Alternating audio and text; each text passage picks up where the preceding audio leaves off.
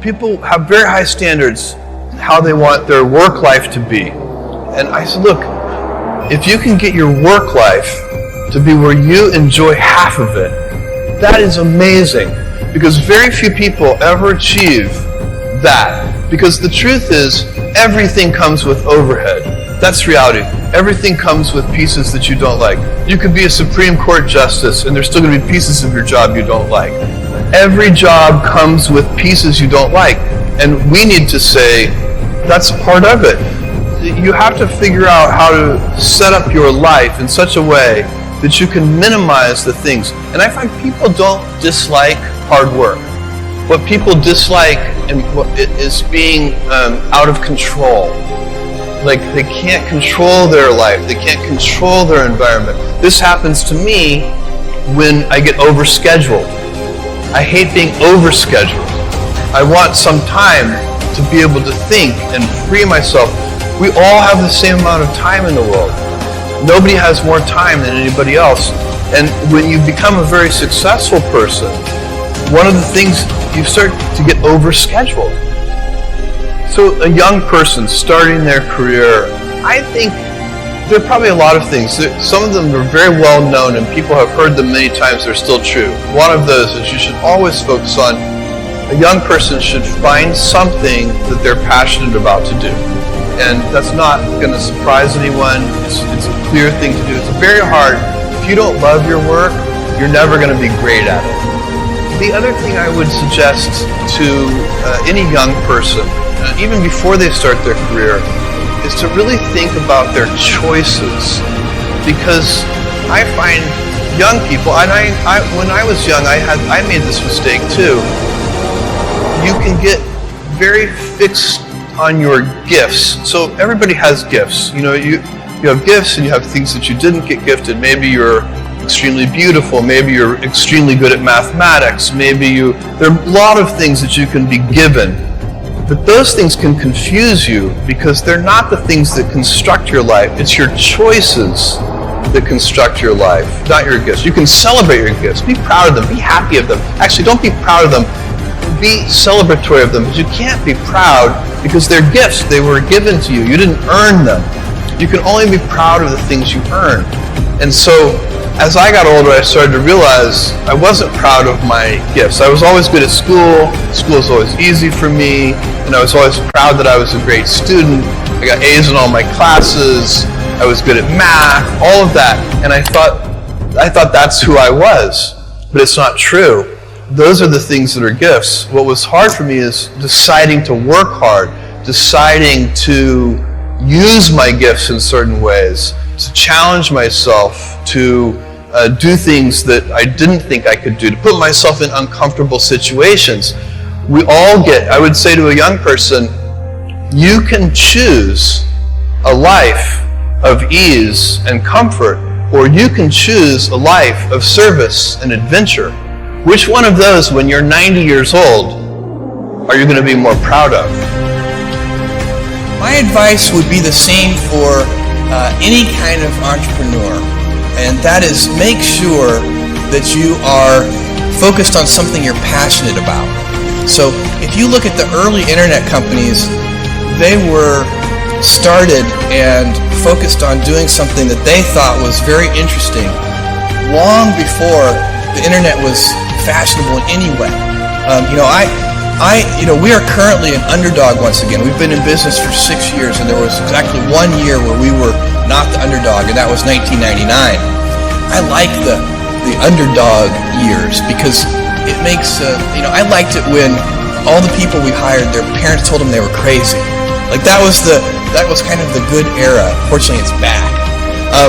In 1999, all the parents were like, giving their brothers and sisters high fives. My son is working at Amazon.com. So that's a very, you can't follow the fashion when you're trying to do a startup company, or I think really anything in life. But you have to, as an entrepreneur, if you're gonna build a company, pick something you think is interesting, that has the intersection of genuinely creating real customer value, and then just stay right there and let the wave catch you. Whatever it is that you want to do, there's going to be risk in your life, and risk is a necessary component of progress. You can make any pioneering movements in the world of any kind, whether they be the geographical, physical exploration that I've just been talking about, or whether it be a more cerebral exploration of a scientific field. Or I bet you could ask that question of every speaker here, and I bet that every speaker here has taken substantial risks, whether it be intellectual or otherwise, to achieve what they've done.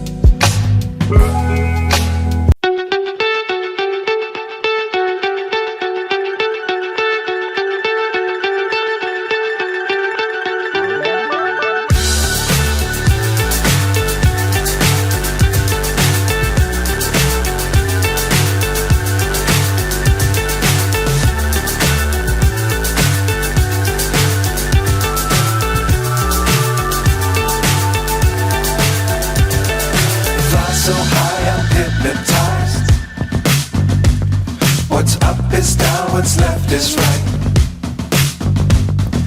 Chasing stars and holding you. I can't see the end, but we'll see it through.